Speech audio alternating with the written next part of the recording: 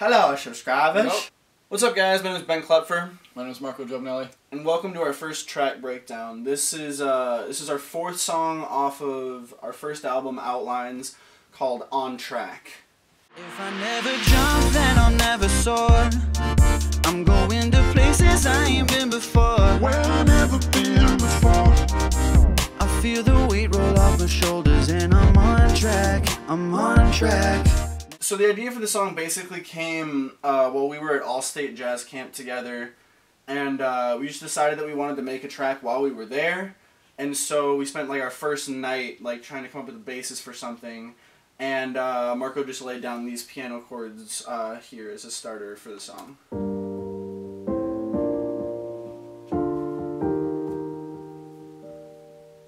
We added a pad just to kind of fill some of the empty space.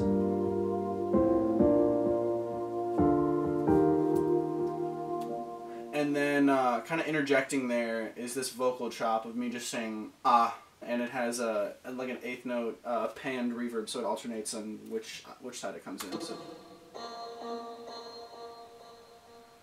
And then yeah, the chop in the context of the whole thing sounds like this.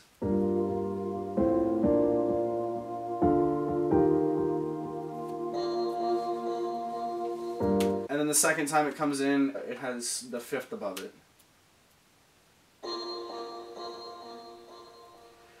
And then in the verse, that time it comes in, it has the third in it as well.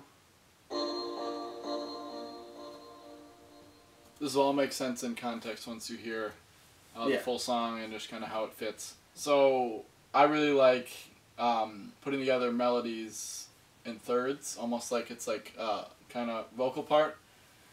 And when it's a third away, it just kind of like anyone singing in thirds, it just kind of has like that nice kind of harmony sound to it.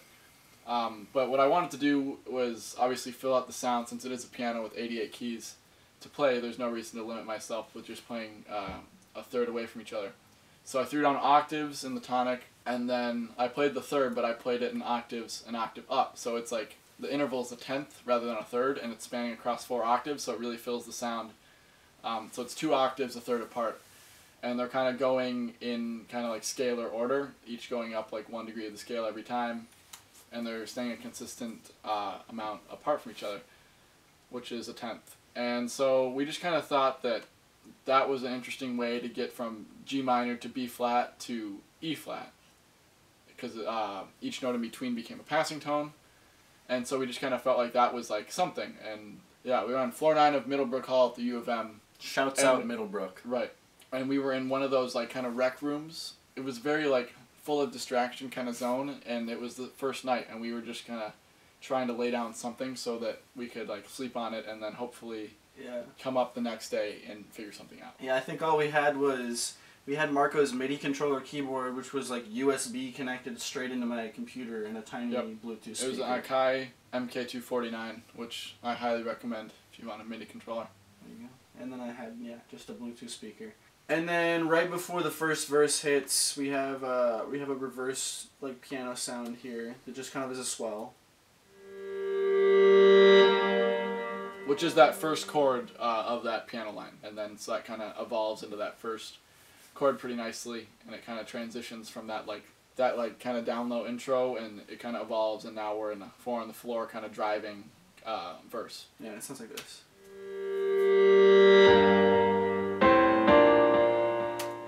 And so for the verse, we do have 4 on the floor and a kick here. It's kind of more subdued. It's not as hard hitting as the chorus kick later. It's pretty straightforward. And the second half of the verse, a couple more things start to kick in. We get a hi-hat coming in on the offbeats. I'll play that with the kick.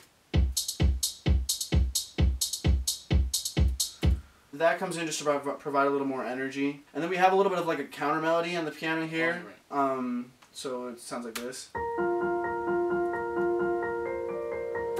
And I think those are panned, not all the way, but those are panned right and left, which with a high and a low octave. So the high octave is panned to the right and the low octave is panned to the left, to kind of like just provide a little bit more motion and energy in both ears there. Then we took out a lot of the high frequencies so that it doesn't pop as much as that original piano sound. It's kind of more under the radar. I don't know, it just adds a little bit of something, because we don't want it to get too repetitive, because it is the same chords, but we just wanted to add a little bit of something to spice it up a little bit. Yeah, it sounds a little muffled in the background, but it really does add something really important. And so with the main piano, that kind of melody sounds like this.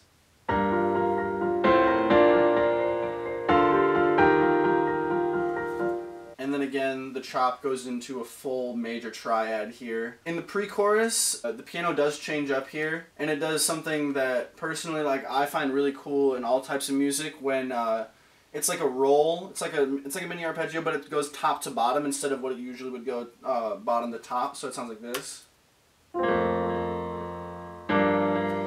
So yeah, instead of the pre-chorus like hitting you, it kind of like swells into it without having to do like a whole different swell effect. The other instruments kind of stay the same, but the counter melody does like follow the chords here. So the instrumental sounds like this.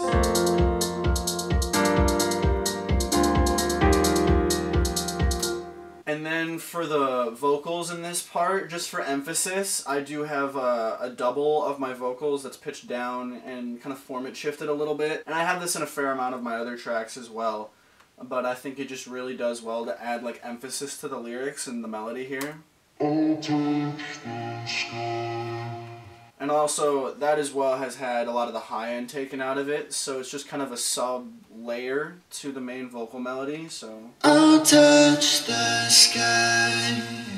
So you can't really like hear another vocal track playing it, but you hear the pitch. You don't hear like the articulation as much and the consonants, but you do hear the pitch. We use that kind of technique to fill out the sound a little bit more, and just really kind of, actually, because we don't really have a bass going other than my piano octave, so that really hits the low register. Mm-hmm.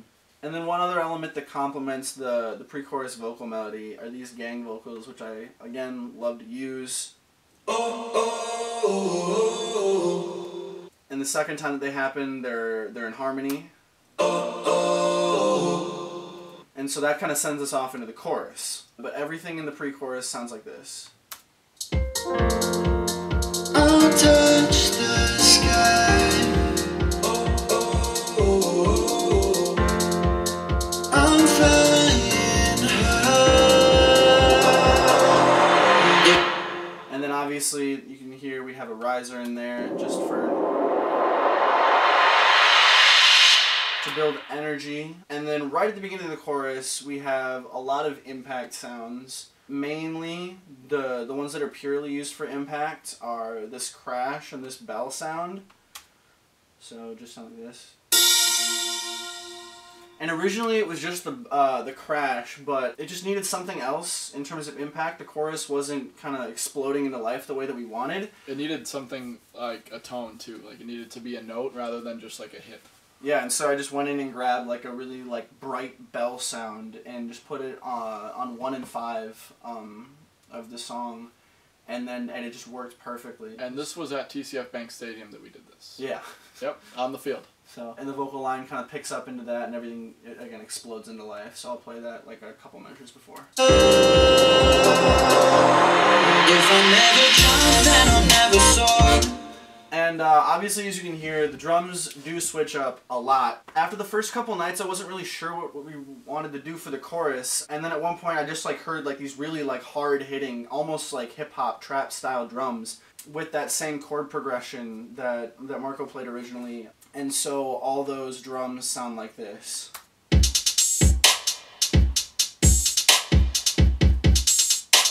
It just sounds like a hip-hop song. It just makes it move really well, and it creates like a totally like different vibe than the verse creates. And I think that's really important to have those two contrasting sections, like the one kind of more like vibey section where it's like you're driving along in a car and you can listen to it, and then the one point where you just turn up.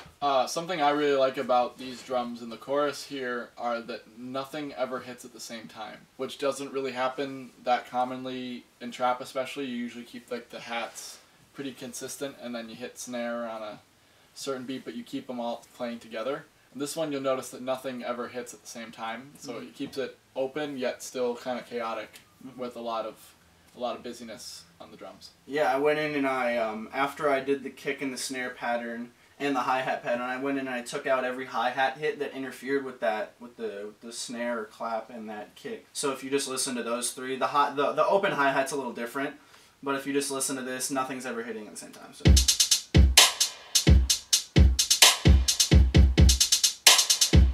So yeah, I think that works really well, and just all those sounds complementing each other really well. The main part of the chorus is definitely this synth sound.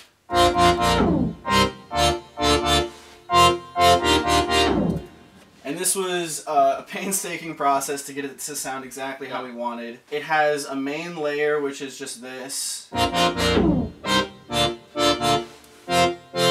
that sounds kind of similar to the final product, but not exactly, because we have what I named the synth glitter, which is just the synth, but with just the high end and a bunch of the low end taken out, so it sounds like this. And those are panned left and right, so it just adds a little bit of glitter on top of that already cool synth sound. So, and in the end, it just sounds awesome. It sounds like this. It just sounds fuller. When we first came up with this pattern with the hits, kind of the syncopated rhythm of these synth chords during the chorus, I really liked how they sounded, especially with what Ben said about keeping the highs and panning them.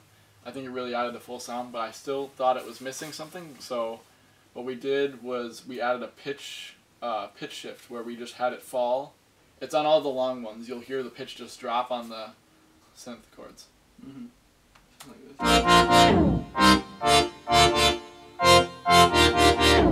It made it so much groovier. It just made it so much it had so much more character rather than just like kind of a standard synth playing the same chords as we had in the intro. It made it have a lot more life. Right.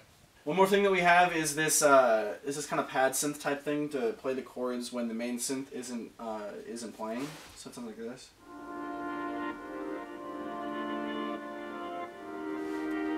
And it almost sounds like it's playing in reverse, but that's just because I took the attack and I lowered it and I made it take longer to get into the note, so it kind of swells into it. As well as that, there's some pretty cool background vocals in the chorus. So after every major line in the first part of the chorus, I have a background vocal, 2 background tracks repeating what I said, kind of. If I never jump, then I'll never soar. I'm going to places I ain't been before. Where I've never been before. And so for that one, I originally just had it as me singing the background tracks, but I like the synthetic nature of the whole chorus and how it sounded really kind of non-organic, but in a good way. Especially contrasting to that verse that is fairly organic. And so I format shifted these, so without the vocal transformation, these two sound like this. Just me, it just sounds like me singing. Where I've never been before. I did make them a little more auto-tuney, just to accentuate the syntheticness of it, and they sound really cool by themselves. Where I've never been before. It makes it so that there's no stale part in the chorus where nothing's really going on. And it happens again after I call out the man in the moon. So. Track, never gonna stop shooting for the moon. Tell the man who lives there that I'll see him soon. Tell him that I'll see him soon. As well as that, the second time I say on track, I have some harmonies going on, so the main vocal line goes like this. I'm on track, I'm on track. Just to kind of emphasize it, I do that a lot. If I repeat a lyric, I'll have the harmonies or something else come in the second time of it. Something else that I'd like to go over here on the chorus is, as you kind of heard earlier, that beat, as far as the drums go, is fairly complex. But there's one time it stops, and it's after that first on track, and it's a big clap that has a lot of reverb. So instead of the beat continuing, it hits. So I'll point that out here. We roll off the shoulders and I'm on track, I'm on track, never go. So I think that's a nice break, and it almost resets the ears a little bit, where it just is so much going on, and then on track, and then it stops. There's a lot going on, and it's big, and it's huge, and it's windows down, and it's all that kind of stuff. Alright, so the last element of the chorus is this transition effect between it and the second verse, and that just happens in the main synth here. So, and that kind of washout effect is due to a lot of automation. I think essentially what it boils down to is there's a reverb send that just makes it have more reverb throughout that little phrase there, so kind of sends it off into space. There's a low cut frequency and a high cut frequency, so everything's kind of coming together and stopping the frequencies outside of that very middle register, so it kind of washes everything out. and eventually at the end it just sounds like this. That kind of like ambient sound rather than the actual synth sound. So it takes out the highs and the lows and you get a really thin mid layer, and then the extra reverb makes it so that that thin layer sustains throughout that extra bar of nothing. So the bridge is basically me using the pre-chorus lyrics over just piano and some other background vocals, so it's just... So it's the same piano that you hear in the pre-chorus, as well as the same vocals that you would hear in that. I'll touch the sky. But then at the end there, I do go up to a high. I go up to a high B flat just to kind of change it up. Hear that, Mitchell? But it is falsetto. I'm flying high. And I believe I do have some reverb automation as well as some fading out, just to send it off into space, increase the reverb and decrease the volume, just to kind of have it be like more of an ambient sound rather than just like you hearing the vocal. And it makes it sound like Ben's further away when he's hitting that falsetto. I would say the most defining thing in this bridge are the background vocals. So it's in 3 parts. The first part is these 3 layers here. And then after that, 2 more parts come in. And then after that, 2 more parts come in. And they sound like this. They make a really nice like moving melodic line. And they fit together really nicely.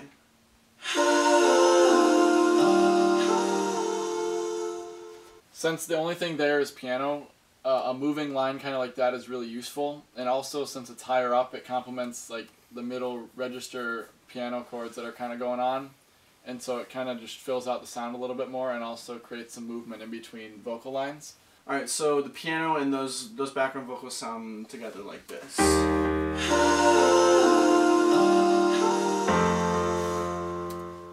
And those are just washed out in a bunch of reverb. The second half of that bridge is just the beginning of the chorus, but with just my vocal and piano. So it sounds like this. If I never jump, then I'll never soar. I'm going to places I ain't been before. And those background vocals are like washed out in a bunch of reverb to make them sound even more distant. Fun fact, this piano line you're hearing over the chorus chords, but without the synth, this was the original idea for the chorus. Before we decided to put synths in there and then all that fancy stuff, this was our kind of, that first night at Middlebrook Hall, this was our like placeholder for the chorus, and then so we decided to put this track to use. And then going to the last chorus, there's a really exciting like energy like stop, and everything comes in on beat 3 rather than beat 1. It's kind of like a tongue-in-cheek thing because the lyric that I'm saying there is never gonna stop, and everything stops, and so it's a little on the nose, but it works well. I feel the weight roll off my shoulders and I'm on track, never gonna stop shooting for the moon. And there's another like reverse reverb type clap thing here. That when paired with the clap sounds pretty good. And there's a kick build up going into the last chorus. It starts as like a quarter note repeated thing. And then like kind of gets more intense into 8th notes and ends up just being like the kick from the chorus. So, and everything all together sounds like this. Shoulders and I'm on track, never gonna stop shooting for the moon. Tell the man who lives there that I'll see him soon. Tell him that I'll see him soon. I like that a lot because everyone who hears this would expect it to come in on the 1. That happens all the time in pop music where there's that kind of kick build up. Sometimes it's a snare, sometimes it's whatever. And everything's kind of building up to this one point, and then we decide to not hit on it. And then we hit 2 beats later. So you have to wait 2 whole beats for us to actually get to that point without any more build up. So it's build up and then two beats of nothing. And then it all comes together. So I really like that. Yeah. And then the final element of the track is just the original piano from the intro fades out with a high cut. So.